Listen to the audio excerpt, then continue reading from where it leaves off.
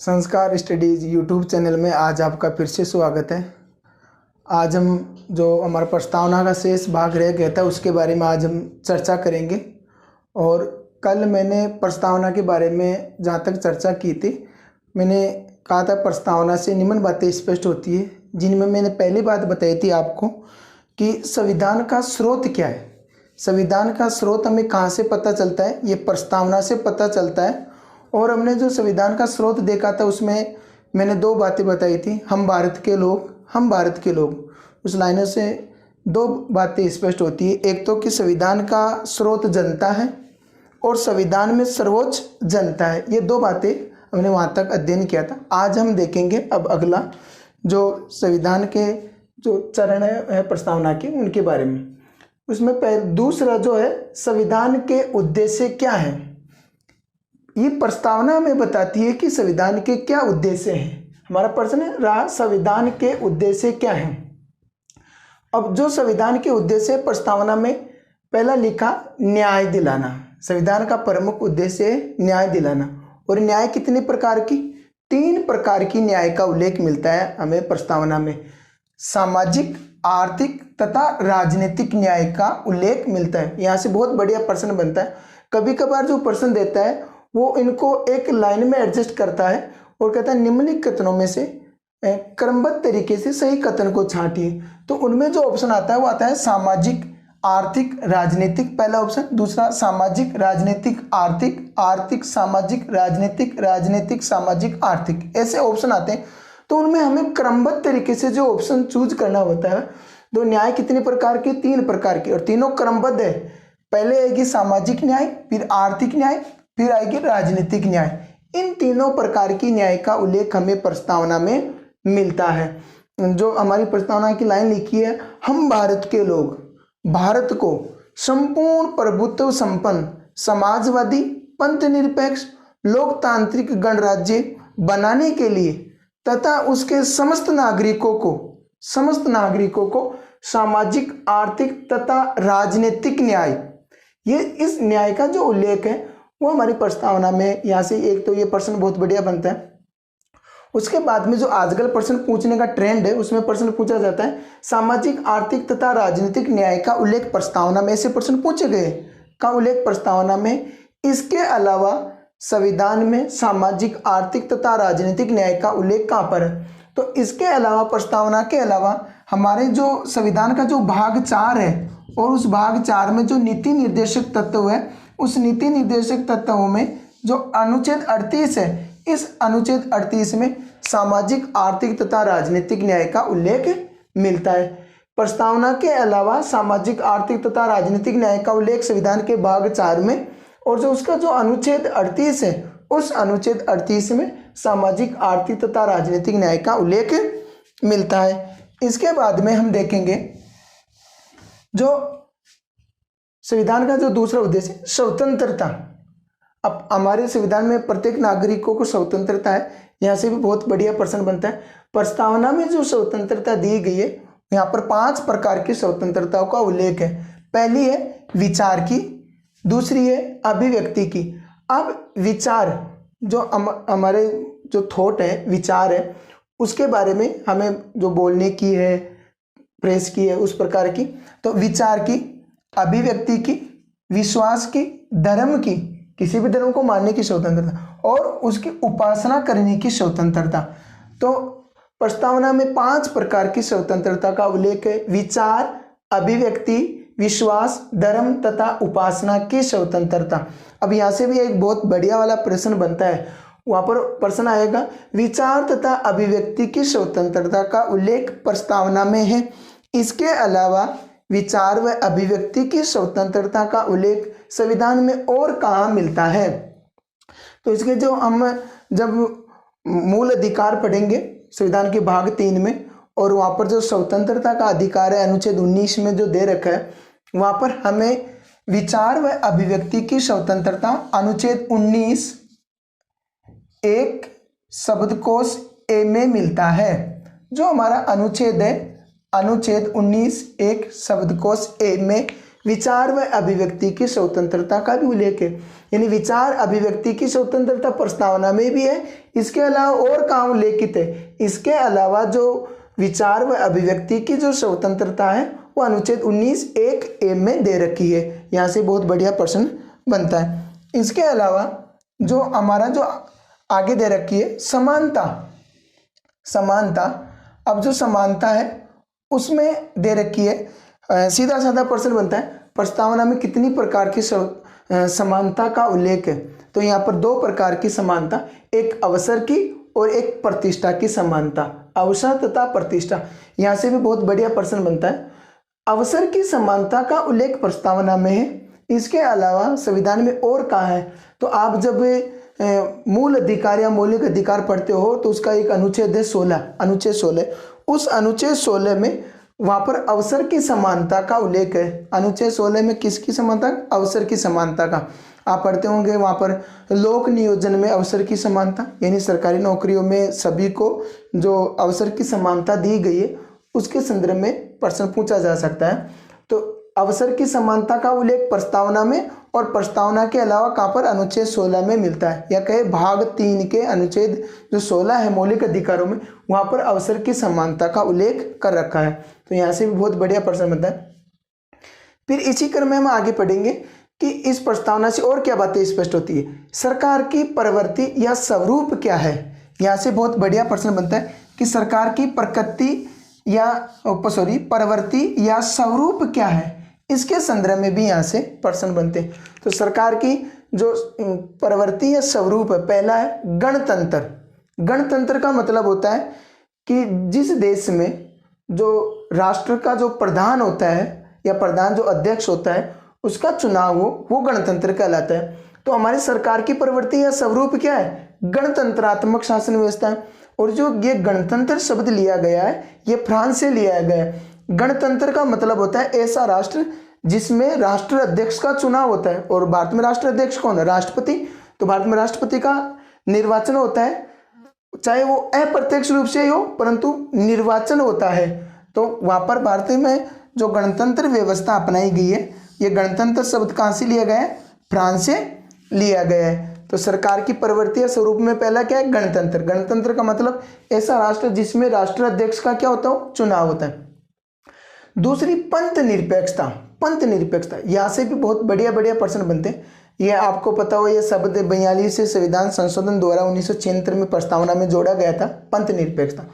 पंथ निरपेक्षता का मतलब होता है कि सरकार का कोई एक पंथ या धर्म नहीं है। सरकार सभी पंथों को या सभी धर्मों को समान रूप से मानती है और उन्हें समान रूप से तवज्जो देती है, किसी एक धर्म विशेष को बढ़ावा नहीं देती है।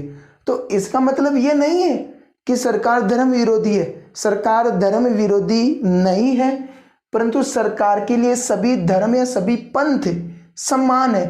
पर्टिकुलर किसी एक धर्म को बढ़ावा नहीं दिया जाएगा। ये हमारी प्रस्तावना में जो पंथ निरपेक्ष जो शब्द लिखा है इससे स्पष्ट होता है कि भारत में जो सभी पंथ है, धर्म है, सरकार उनको जो बढ़ावा देगी सभी धर्मों को समान रूप से या सभी पंथों को समान रूप से बढ़ावा देगी। इसका मतलब ये नहीं है कि सरकार धर्म विरोधी है। उसके अब एक शब्द आता है अगला जो है समाजवाद। समाजवाद के बारे में आप देखते हो, जब 1991 में भारत में जब सरकार 1991 में जब कांग्रेस सरकार थी और वहाँ पर जो 3 शब्द दिए गए थे, यानी भारत में आर्थिक सुधारों की समीक्षा की गई थी। आर्थिक सुधारों की समीक्षा के तहत भारत में 3 शब्द दिए गए। एक दिया गया निजीकरण, एक वैश्वीकरण और एक उदारीकरण। तो भारत में जब आर्थिक सुधारों की समीक्षा की गई और 1991 के दौर में रूस यानी सोवियत संघ का विघटन हो गया, तो विघटन होने के बाद ये जो समाजवाद जो शब्द था ये अप्रासंगिक हो गया। यहाँ पर भारत में आर्थिक सुधारों की समीक्षा की गई और वहाँ पर 3 नए शब्द प्रयोग में आए, उदारीकरण, वैश्वीकरण और निजीकरण। तो ये हम कह सकते हैं कि 1991 में सोवियत संघ के विघटन के बाद तथा भारत में आर्थिक सुधारों की समीक्षा के बाद ये जो समाजवाद था ये समाजवाद अप्रासंगिक हो गया है। समाजवाद जो शब्द है ये भी सोवियत संघ से, यानी उस समय जो सोवियत संघ हुआ करता आज का रूस, वहाँ से लिया गया था समाजवाद। उसके बाद में हमें प्रस्तावना में जो अगला जो मुख्य बात मिलती है वो है संविधान के लागू होने की तिथि। संविधान के लागू होने की तिथि, यहाँ से भी बहुत बढ़िया प्रश्न बनता है। हमारा संविधान लागू हुआ 26 जनवरी 1950 को, 26 जनवरी 1950 को, ठीक है। परंतु जो हमें प्रस्तावना में संविधान के लागू होने की तिथि का उल्लेख मिलता है वो तिथि है 26 नवंबर 1949। यहाँ से भी बहुत बढ़िया प्रश्न बन सकता है। प्रस्तावना में संविधान लागू होने की तिथि क्या है? 26 नवंबर 1949। बहुत बार एग्जाम में प्रश्न पूछा गया है, तो आप ये गलती न करें कि वो जो प्रश्न पूछने का उसका जो तरीका है वो पूछना क्या चाह रहा है। वो पूछना है प्रस्तावना में संविधान की लागू होने की तिथि कौन सी है, तो 26 नवंबर 1949 यानी संविधान की लागू होने की तिथि का उल्लेख मिलता है जो कहाँ पर? प्रस्तावना में। उसके अलावा हमारा जो संविधान लागू हुआ 26 जनवरी 1950 को। और आपको पता हो तो मैंने पिछले वाले वीडियो में चर्चा भी की थी कि जो संविधान आंशिक रूप से लागू हुआ था वो 26 नवंबर 1949 को लागू हो गया था, और उस दिन 16 अनुच्छेद भी लागू हो गए थे। तो प्रस्तावना में संविधान लागू होने की तिथि का जो उल्लेख मिलता है वो है 26 नवंबर 1949। उसके बाद में प्रस्तावना में 3 शब्द है। जो पहला शब्द है अंगीकृत करना, दूसरा अधिनियमित, और तीसरा जो आत्मप्रत शब्द है, इनके बारे में भी विशेष उल्लेख है। अंगीकृत का मतलब होता है संविधान को स्वीकार करना, जो संविधान हमारा बन गया, निर्माण हो गया, उसको स्वीकार करना। और अधिनियमित का मतलब होता है उसको लागू करना। और आत्मप्रत जो शब्द है, इसका जो अर्थ होता है मतलब स्वयं को संविधान सौंपना।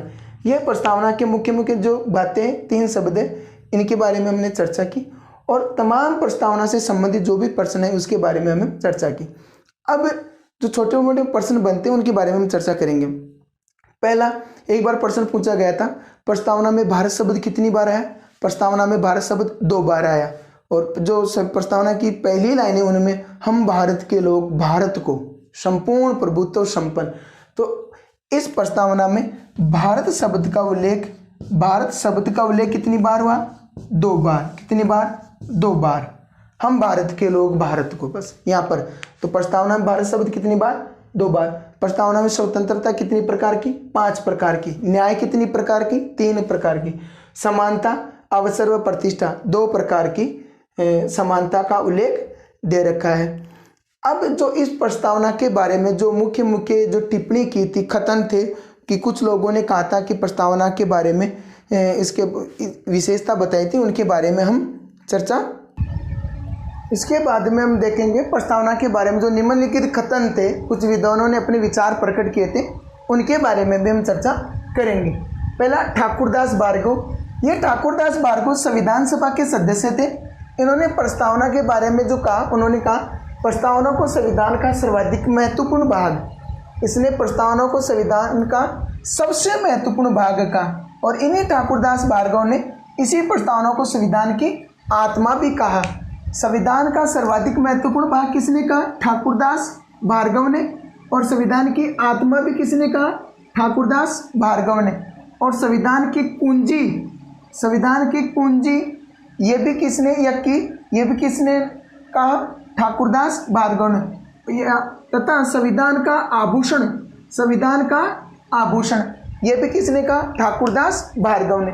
तो ये ठाकुरदास भार्गव जो संविधान सभा के सदस्य थे, उन्होंने प्रस्तावना के बारे में जो कहा, उन्होंने कहा प्रस्तावना संविधान का सबसे महत्वपूर्ण भाग है, वह संविधान की आत्मा है, संविधान की कुंजी है तथा संविधान का आभूषण है। ये सारी की सारी बातें किसने कही? ठाकुरदास भार्गव ने।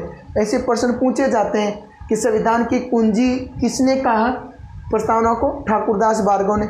संविधान का आभूषण किसने कहा? ठाकुरदास भार्गव ने। उसके बाद में आता है नानी पालकी वाला। यहाँ से तो बहुत बार प्रश्न पूछा गया कि नानी पालकी वाले ने संविधान की जो प्रस्तावना है उसके बारे में क्या कहा था। उन्होंने कहा था, अब उसकी नानी पालकी वाले की बुक थी वी द नेशन। इस वी द नेशन बुक में उन्होंने प्रस्तावना को संविधान के परिचय पत्र की संज्ञा दी। ये हमारे संविधान का क्या है, ये परिचय पत्र है, प्रस्तावना। भाई जो संविधान की जो शुरुआत होती है वो प्रस्तावना से होती है, संविधान की शुरुआत प्रस्तावना से होती है। इस कारण जो नानी पालकी वाले ने कहा था कि जो प्रस्तावना है वो संविधान का क्या है, परिचय पत्र। ये किसने कहा था, नानी पालकी वाले ने। उसके बाद में A.K. अय्यर यानी अल्लादीन करशन स्वामी अय्यर, अल्लादीन करशन स्वामी अय्यर ने इस प्रस्तावना को संविधान निर्माताओं का विचार कहा। संविधान निर्माताओं के विचार की संज्ञा किसने दी, ये भी सबसे महत्वपूर्ण इंपॉर्टेंट पर्सन है। प्रस्तावना को संविधान निर्माताओं का विचार किसने कहा था, अल्लादीन करशन स्वामी अय्यर यानी A.K. अय्यर ने कहा था। एक K.M. मुंशी, कन्हैयालाल माणिक्यलाल मुंशी, इस K.M. मुंशी ने जो हमारी प्रस्तावना, इस प्रस्तावना को संविधान की जन्म कुंडली की संज्ञा दी, जन्म कुंडली की संज्ञा दी। कन्हैयालाल माणिक्यलाल मुंशी ने प्रस्तावना को किसकी संज्ञा दी, जन्म कुंडली की, कि ये संविधान की क्या है, जन्म कुंडली है, ये K.M. मुंशी ने कहा। उसके बाद में एक पंडित नेहरू, जवाहरलाल नेहरू ने इसके बारे में कहा था कि जो हमारी प्रस्तावना है वो संविधान की आत्मा है। भाई ठाकुरदास भार्गव ने भी संविधान की आत्मा किसको कहा, किसको, प्रस्तावना को। और पंडित नेहरू ने भी जो हमारी प्रस्तावना है उसको कहा था कि प्रस्तावना संविधान की क्या है, आत्मा है, ये पंडित नेहरू ने कहा था। उसके बाद में जो भीमराव अंबेडकर थे, डॉक्टर बाबा साहब जो भीमराव अंबेडकर थे, उन्होंने भी जो संविधान की आत्मा कहा था वो अनुच्छेद 32 को कहा था। तो वो थोड़ा सा याद रखना कि जवाहरलाल नेहरू ने संविधान की आत्मा प्रस्तावना को कहा, तो जो भीमराव अंबेडकर थे उन्होंने संविधान की आत्मा अनुच्छेद 32 को कहा।